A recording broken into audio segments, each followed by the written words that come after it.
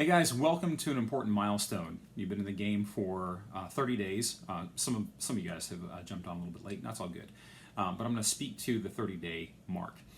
So the behavior change process, it's easy to start doing something for a short term. What really makes the difference is to continue long term. And one of the phrases that I love is success is really about mastering the mundane. So in this process, tracking our mindset, tracking our activity, nutrition, and sleep, those things, they may have been a little exciting to begin with, but right about now, they're probably not all that exciting. But this is what matters. You to continue to do it, and basically what James Clear says, he talks about falling in love with boredom. It's your ability to continue to do it when it's no longer bright and shiny anymore. You continue to dedicate to it. Now I'm going to use James Clear's words here. We all have goals that we would like to achieve and dreams that we would like to fulfill, but it doesn't matter what you're trying to become better at if you only do the work when it's convenient or exciting. Then you'll never be consistent enough to achieve the remarkable results. I can guarantee you that if you manage to start a habit and keep sticking to it, there'll be days when you feel like quitting.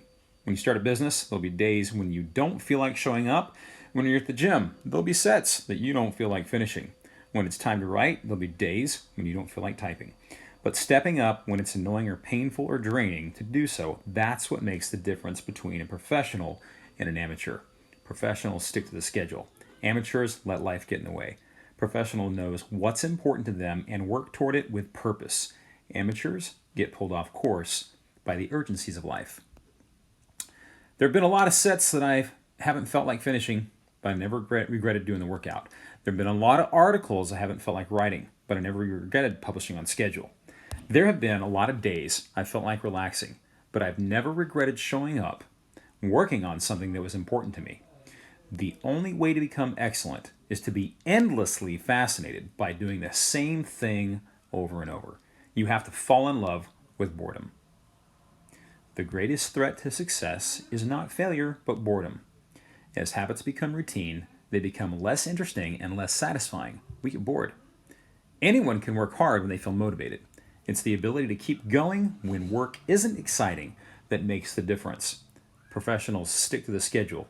Amateurs let life get in the way. So the rest of this week is going to be about doubling down on your effort and basically falling in love with this process and doing it even when you don't feel like it, because that's what it takes to get remarkable results, and that is why you're here. So all that was to tee up your bi-weekly check-in. So I've got the Google Doc prepared for you guys. I've emailed you all copies of your previous responses so you can compare. Where was I when I began this thing? And before you try and fill out the new bi-weekly update, I want you to go back and I want you to read your own answers in the email that I sent you and let you do a compare and contrast on how you're doing now. I would suspect that you're doing better in a lot of areas. It's possible that you're backsliding, but I want you to take a look at your previous answers and see where you are. Number one, because you might need to give yourself a little more credit than what you might without doing that.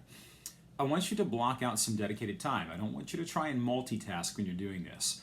One of the comments I'm going to make in the email is that our lives move forward and we progress and advance based on the questions we ask ourselves. So I'm posing you a series of questions that I really want you to stop and think about. And I really want you to give me a sincere, authentic answer.